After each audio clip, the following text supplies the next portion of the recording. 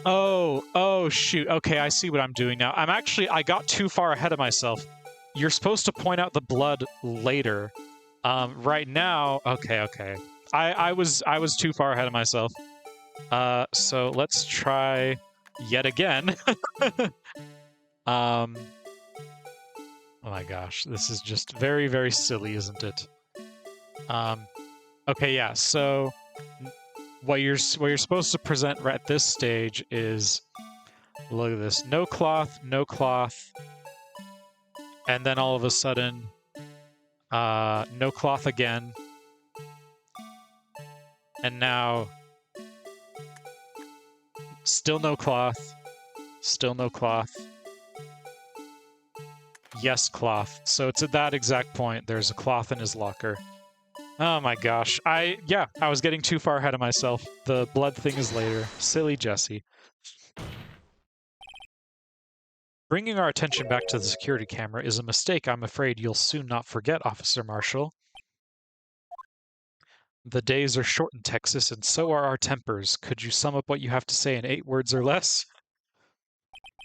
Very well. You can clearly be seen in the video. That is indeed 8 words or less. Exactly 8 words. Not bad, partner. The key lies in a certain locker shown in the video.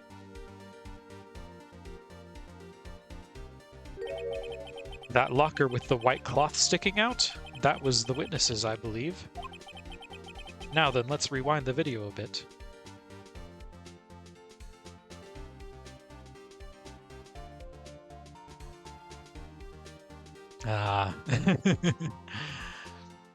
You know, when I put this VOD up, I might have to trim it down a little bit just to cut down all the sections where I was stuck for 3 to 5 plus minutes. I've already had to do that on a couple VODs. I just cut out the section where I was stuck for approximately forever. What's the meaning of this, Officer Marshall? When the crime took place, the white cloth wasn't there. Then it suddenly appeared. There's only one explanation. Officer Marshall, you were in the evidence room at the time of the crime. What's more, you opened your locker when the camera was turned away. Oh, goodness. SiriBot is just insta-noping all the bots today. Dang, we got 2 of them, yeah. We got 2. SiriBot is just instant-noping them. Thanos snapping them out of existence. If you ever want to stream, I highly recommend SiriBot. It does a very good job. So what if my locker was open? That doesn't mean I'm the one who opened it. The murderer needed to hide something, so he opened a locker and stuck it in. It's not my fault he happened to choose mine. Why is everyone staring at me like I'm a wanted man? This guy isn't just playing dumb. He really doesn't know. I hate to rain on your parade, but you're the only person who can open that particular locker. You don't even get the promise of real one. I'd rather have them trick me into getting real viewers over AI viewers. Yeah, that's so weird. It used to just be like, oh, buy cheap viewers here. Like, that was always the thing. Or buy follows. That was another. But now it's like AI viewers. Like, what? I don't want AI viewers. I call your bluff. You say I opened that locker. Now prove it.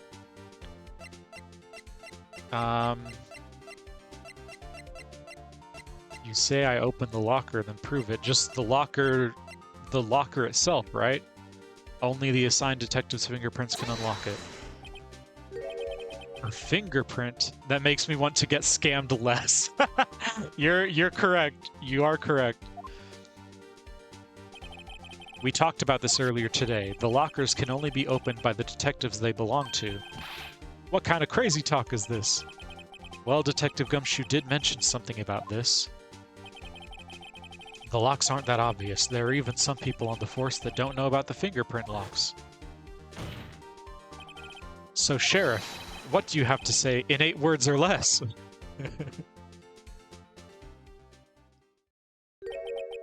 I only got 1 word for you, partner. No! That was indeed less than 8 words. 1 word is less than 8. Witness, explain yourself. If this is a joke, it's the worst I've ever heard. I assure you this is no joke, Officer Marshall. Now then, please tell us what you're doing in the evidence room at the time of the crime. Olé! Please answer the question. Okay, the judge would never say olé. What is he now, a bullfighter? That's all right, Officer Marshall. I believe we can figure the rest out from here. We can? Have a look at these floor plans.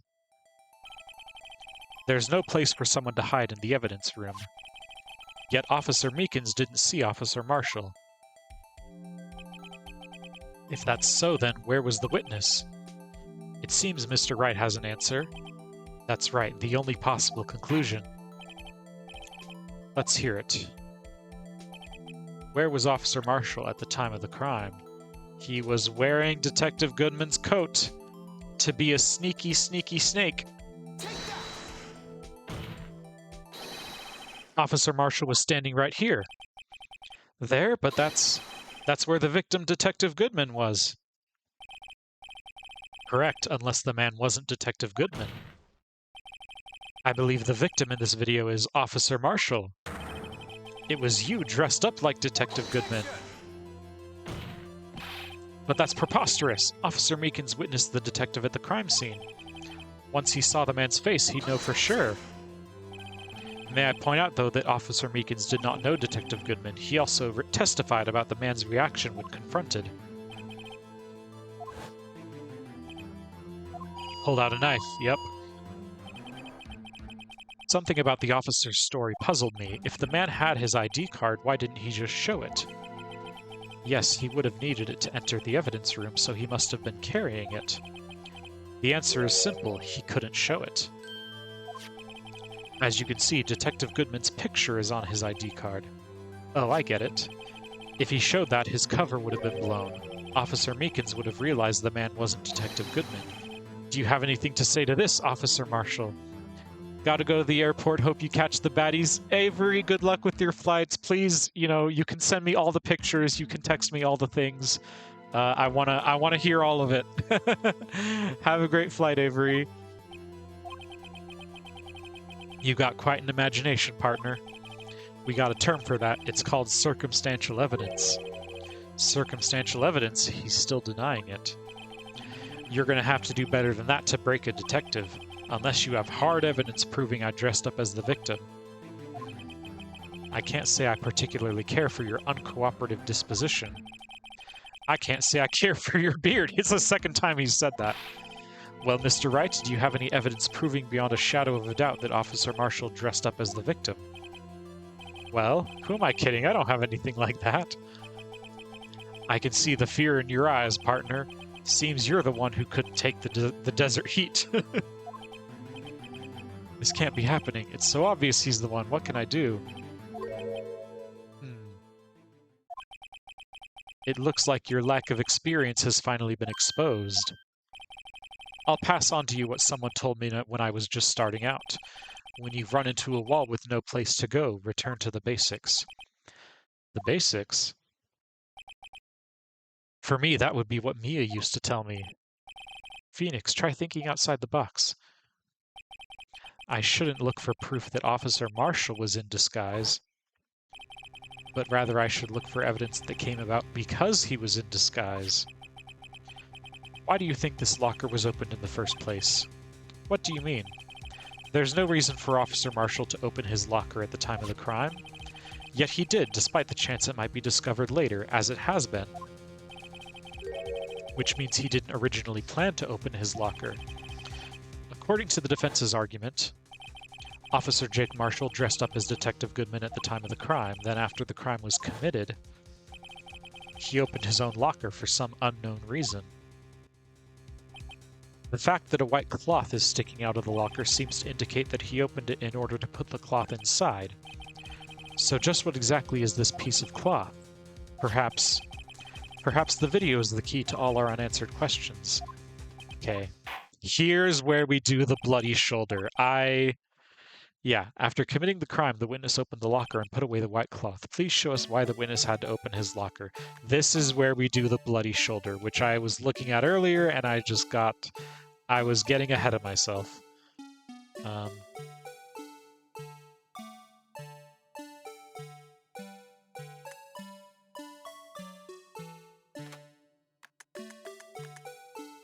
Bloody shoulder. Take that, you doofus. For some reason, you disguised yourself as Detective Goodman and entered the evidence room, though I don't know to what end yet. Yet? However, something unexpected happened. Officer Meekins barged in on you. When asked to show your ID card, you pulled a knife on him. However, Officer Meekins panicked, and the white coat you were wearing was soiled with blood. A bloody white coat. You couldn't just walk out like that, so you hid the coat in your locker. Not bad, partner. In air quotes.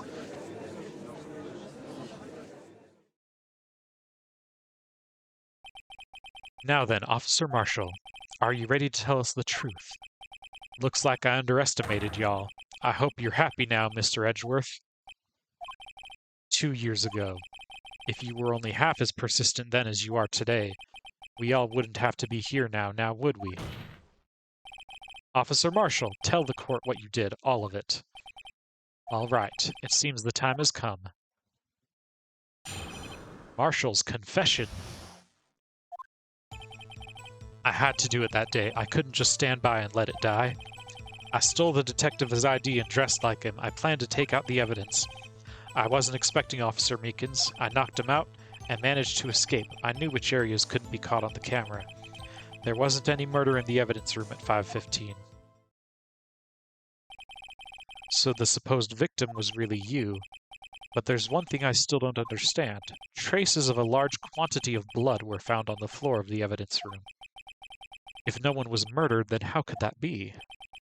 Officer Meekins managed to cut his own hand. My guess is he's the donor. It was way too much blood for such a small donation.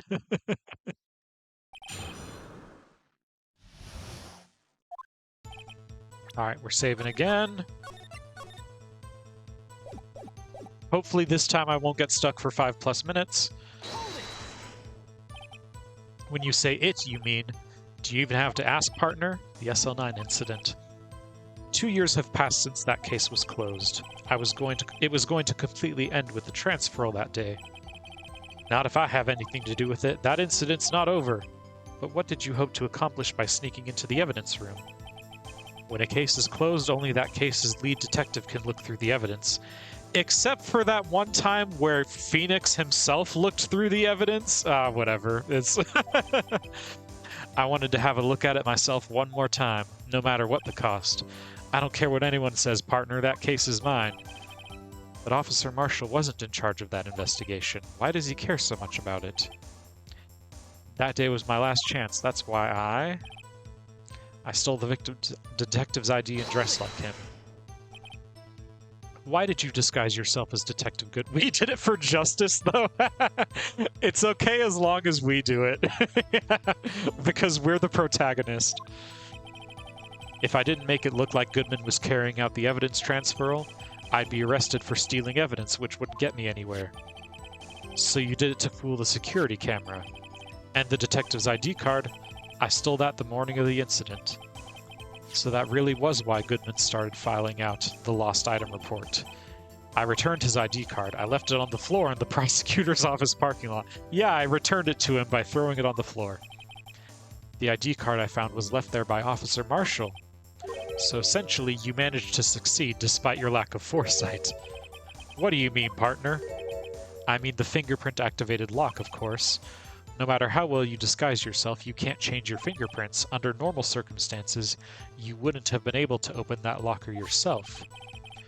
But he could because a rubber glove just happened to get stuck in the door. That means Detective Goodman must have opened the locker before Officer Marshall. You pulled a knife on Officer Meekins and tried to drive him off? Let's just say I was a little surprised. I only planned on being in the evidence room for no more than 5 minutes. I didn't think anyone would actually come in during that short time. Officer Meekins certainly is a 1-in-a-million type person. Yeah, you could say that. Mistaking a detective for an intruder and demanding to be shown his ID. I'll have to think a little more about his raise this year. When did Edgeworth get so much influence? Anyway, he threw himself at me and I ended up cutting him slightly. I'm sorry it had to turn out that way with me knocking him out and everything. By the way, what happened to your knife? Oh, you mean this one? I don't know what to say. So you knocked Officer Meekins out? So you did your research beforehand. Those who go into the desert unprepared don't live long, partner.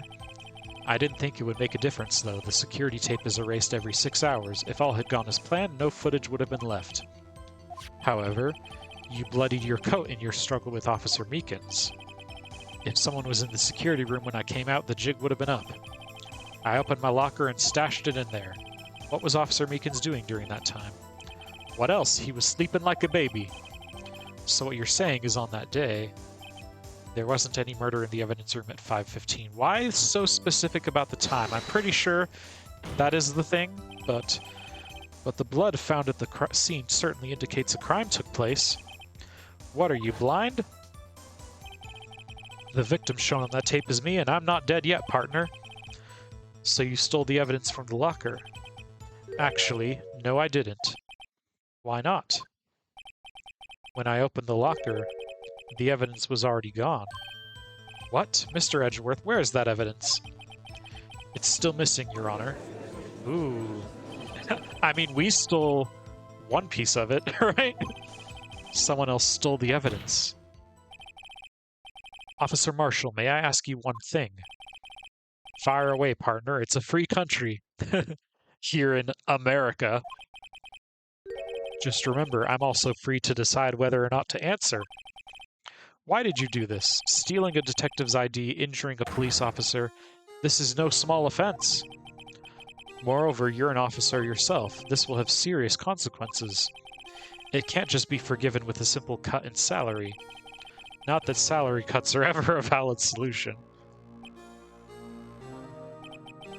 Like I said, this isn't your case. This one is mine. And I'll do anything it takes to get an answer I'm satisfied with. The witness has an unusual amount of zeal. Let's hear more. I can't just forget the SL9 incident. You know why? But that case was solved 2 years ago, wasn't it? That's the reason the evidence was stored in the evidence room. Joe Dark was convicted for his crimes. One thing I can say for sure is he deserved his sentence. I remember the Joe Dark case. It involved serial murders, didn't it? I don't intend to complain about how it turned out, but there's something that still bothers me. Something went down at that trial. Something no one will talk about. What happened? I don't know. That's what I'm trying to find out. Why is he so concerned with that incident?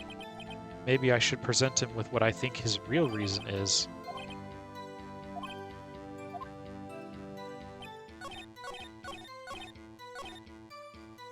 Can't just forget the SL9 incident. Do we just have to present the file here?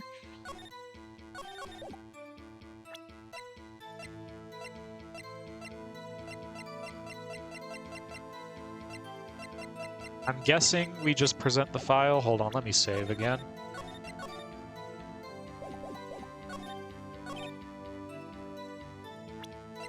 Objection! Yeah, there we go. Officer Marshall, I think I understand. I think I know why you care so much about the SL9 incident. Sounds like you've been sipping too much cactus juice, partner. I have the SL9 incident file here. The name Marshall is mentioned in here. In a list of murder victims. Oh, yeah. Neil Marshall. Are you related to this man? Neil Marshall. Yeah, I'm sure you've heard the name. 2 years ago, he received the same lousy prosecutor award you got. What? A prosecutor? He must be talking about the King of Prosecutors award. Now I remember. Prosecutor Neil Marshall. He handled the SL9 case before I did. That's right, he was killed, and the case fell into your hands. But what's his relation to you? He was my brother. Aw, poor guy. He was investigating the murders with Damon Gant, the then Deputy Chief of Police. The group of detectives I was part of worked under them. We were desperate to prosecute the killer. Joe Dark. My brother fought Dark and was killed. That was the first time Dark left behind any evidence. That was all we needed. He was arraigned and incarcerated. The case was finally closed. At least according to the public records. What do you mean? My brother couldn't have been killed by Joe Dark. I knew my brother better than anyone, and no one could have beaten him in a fight. And that's it? That's your reason for your insane actions? There's more to my brother's death than what the records say. No matter how much you try to hide it, you can't fool me. Well, at least one thing's for certain. Now we know what happened at the police department on the day of the crime. That was the last day the SL9 case could be reopened. Not satisfied with its resolution, Officer Marshall planned to steal the evidence. Disguising himself as Detective Goodman, he entered the evidence room.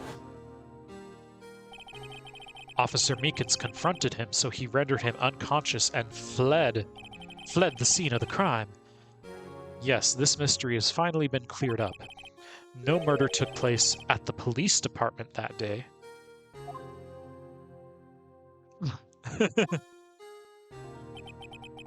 The things that happen by chance never cease to amaze. Yeah. Never ceases to amaze any of us, don't they?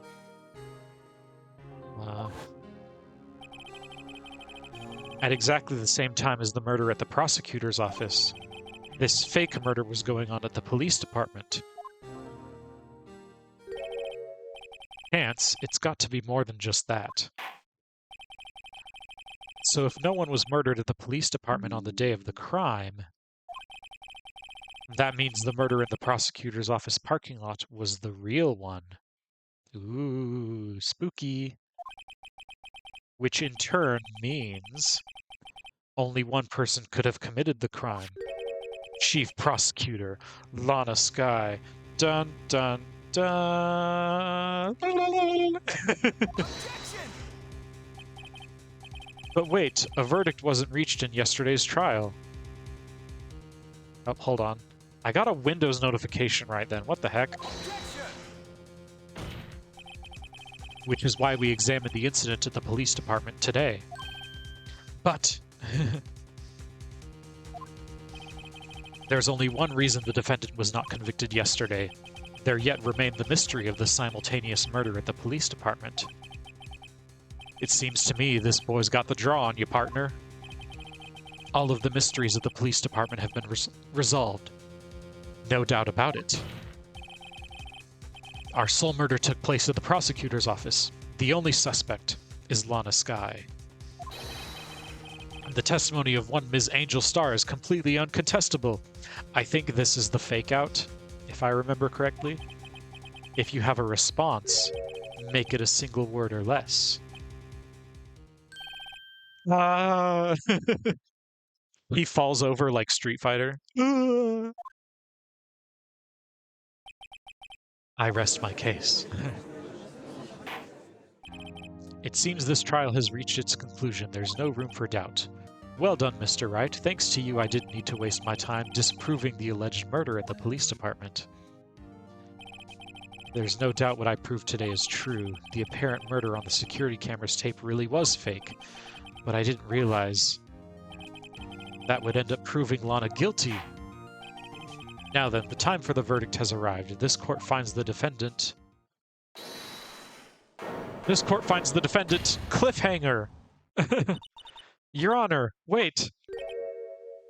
Emma, the defense has an objection. A scientific objection! Right? What do you mean, right? Mr. Wright, are you this girl's guardian? Your Honor, in a sense... Please, Your Honor, all I'm asking is for a minute of your time. Please hear me out. Mr. Edgeworth, please. I don't want to leave any loose ends. You want a minute? I'll give you 3. Alright, we gotta cross-examine Emma now. I was kind of in shock. I mean, finding out the SL9 incident referred to the Joe Dark killings? Now that she mentions it, the names of both Skye sisters were in that file. But that's when I figured it out. I mean, what Officer Marshall was trying to do that day, so I knew his fingerprint had nothing to do with the crime. That left only one thing, the other handprint. You mean the traces of blood found on Detective Gumshoe's locker? But no fingerprints were found on it, right? No, but I figured if I examined it scientifically, I'd be sure to find a clue. So I ran over there and looked at it again. She just ran. Oh my gosh. So did you find something? No. Huh? Sorry, I guess I'm not much of a scientific investigator after all. Is that all? Please don't be mad. I'm just a high school student. Oh my gosh. Okay, we're gonna save again. And I'm just an attorney. But Mr. Wright, those traces of blood are the only clue we have. If we can't find something wrong with them, please, Mr. Wright, you're a professional. If anyone can save Lana, it's you. Me? Oh boy. Time's up. Now then, Mr. Wright. With regard to the incident at the police department, does any reasonable doubt remain? It appears the defense is troubled by the other blood mark. Looking at the floor plans, a handprint was discovered around here. Is there a problem with this? Mr. Wright, I'm sorry I can't be of more use, but still, if you can't find anything wrong with that blood mark, Lana will be... Please answer my question. Mr. Wright, we don't have all day. Yes, Your Honor. What could be wrong with that handprint on Detective Gumshoe's locker? Could there be something I'm missing? Well, I have to say yes, because... because if I don't say yes, the game will end. This handprint left at the crime scene clearly shows a contradiction. The only thing that seems clear is you're grasping, Mr. Wright. You've been staring pretty intently at those floor plans. Tell me, is there a problem with them? Yes, this is strange. Take a good look at these floor plans. Something is missing. Missing? You mean something hasn't been drawn on there? Yes, something that, when drawn, will completely change the meaning of the blood mark. Let us pray the defense isn't simply trying to buy time. Very well, Mr. Wright. With all this evidence here, yeah, what am I...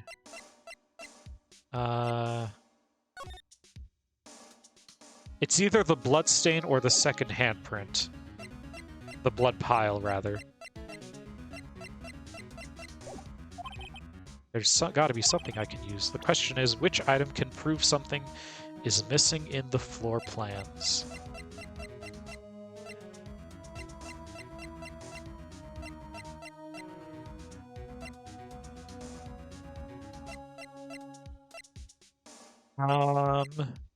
The vase?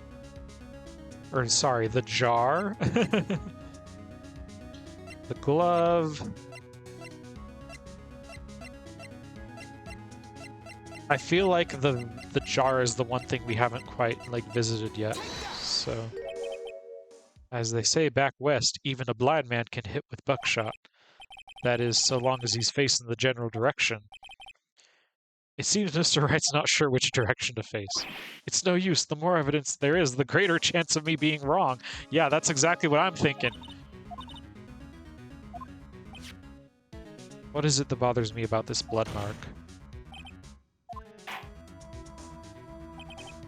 At least we didn't get a penalty there. Hold on. What is this? I'm getting a Twitch notification here. Oh, it's letting me know 35% off gift subs. Well, that's, I'm not going to gift subs to myself right now, but that's good to know.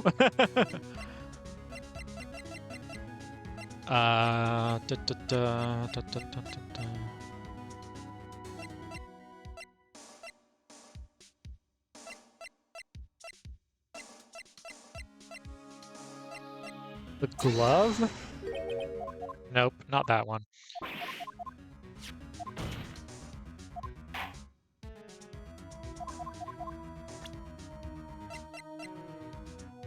Prove something is missing in the floor plans.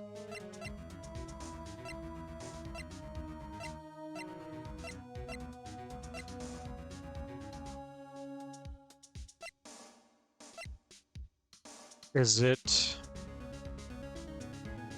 There being one missing ID? No, that's not it either, is it? Yeah, okay. I am checking. With apologies to chat. With apologies to chat.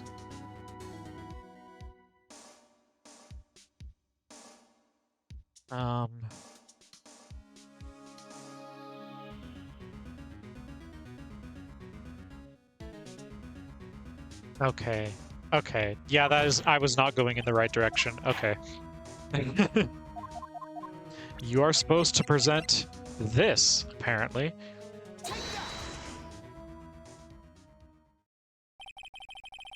What about that piece of plywood? The Blue Badger, mascot of the police force, defender of truth, guardian of proof. Explain yourself, Mr. Wright. Please look at the floor plans of the crime scene. The Blue Badger is not here. So watch what happens when we put him in. This is where he was dancing at the time of the crime. Well? Well, what? That's right. So long as the Blue Badger is dancing here, it would be impossible to place a handprint at this spot on the locker. What? That feels very contrived, to be honest. So that means... what exactly does that mean? It means it can't be done. What are you saying? Blood traces were undeniably found on that locker. Don't look at me, I didn't put it there. Mr. Wright, think it through scientifically. Emma, on that afternoon, Officer Meekins was the one who brought the Blue Badger to the evidence room, right?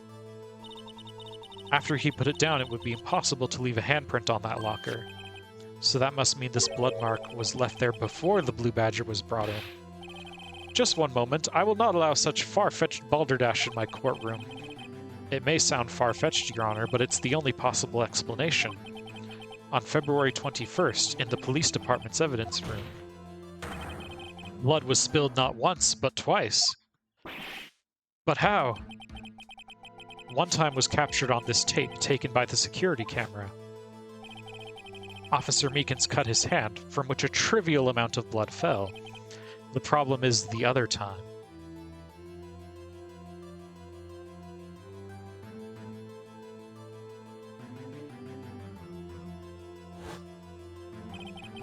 Someone bled prior to the struggle shown onto this tape. It had to have been. It had to have been Detective Goodman when he was really murdered. Oh boy! We get the sick music now, let's go. That's ridiculous. I refuse to accept your absurd claim. The murder portrayed in the security tape has been proven to be a fake. However, that does not explain the blood mark found on the locker. So then, assuming this murder you purport really happened, when did it take place? I demand you show evidence that proves when it occurred. When did the first incident occur? To summarize, the defense claims that prior to Officer Meekins being cut by Jake Marshall, who was posing as Detective Goodman, another incident took place in that evidence room. That's right, the blood mark on the locker proves this. Very well, then tell us, when did this first incident occur? Proof must be presented.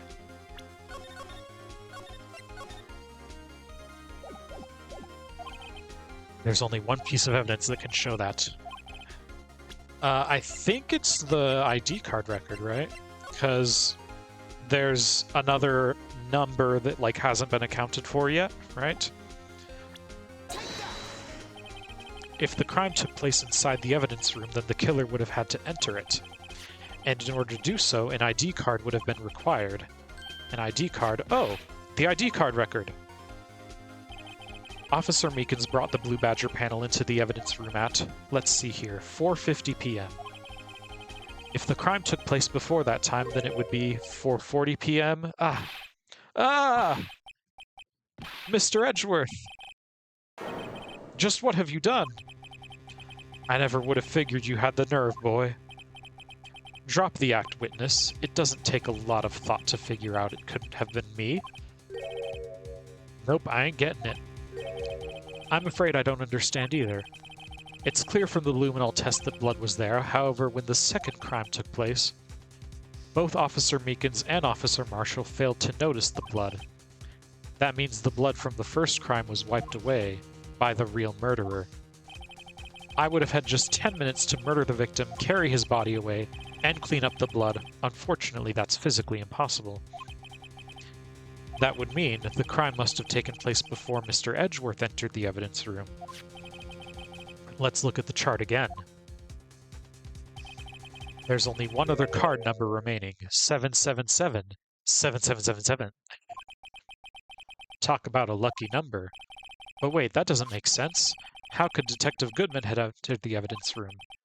Since there's no record of his card being used beforehand, he must have entered along with the real murderer. That's the only plausible explanation. He went in with 777. 7777. Mr. Edgeworth, please look into this ASAP. Find out whose ID number is 7777777.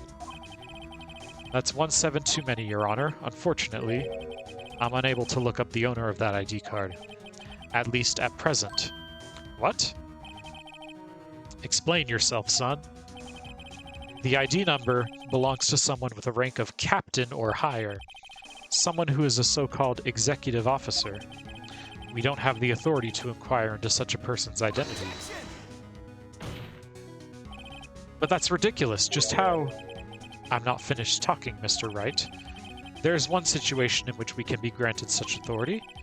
If an official charge filed against an executive is accepted. An official charge? You're all alike, aren't you? With your cover-ups and your forgeries. That's how the prosecutor's office operates. I take pride in my work, Officer Marshall. I would appreciate it if you would keep your slander to yourself. Slander, is it? Okay. Let me ask a question. No, not to you. To her, the defendant sitting over there. Your own little executive. Lana? Don't be stupid. She's been charged with murder. Of course we've looked up her ID number. And it's not 777. Don't play me for a fool, partner. That's not what I want to ask. All I want to know is one thing about that incident. The SL9 incident? Answer me this, Chief Prosecutor.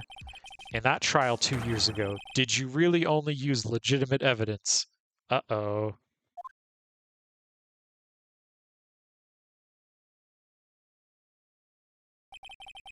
Do you need the witness to repeat his question, Chief Prosecutor?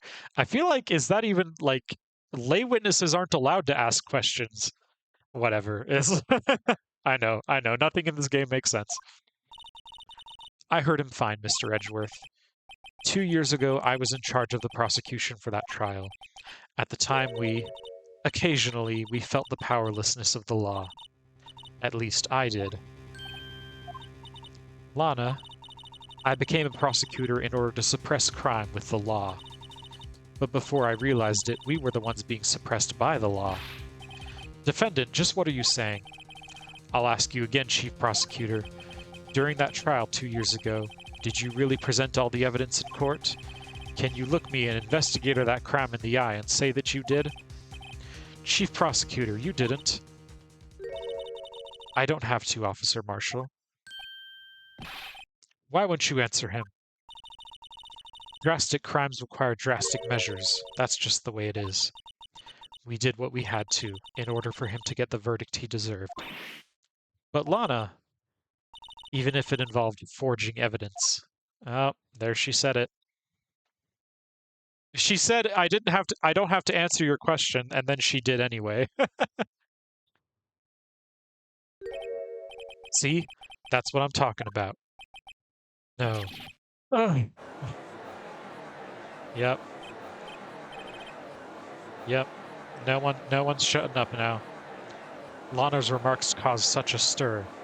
The chaos in the courtroom could not be quelled. The conclusion of the trial would have to wait until the following day.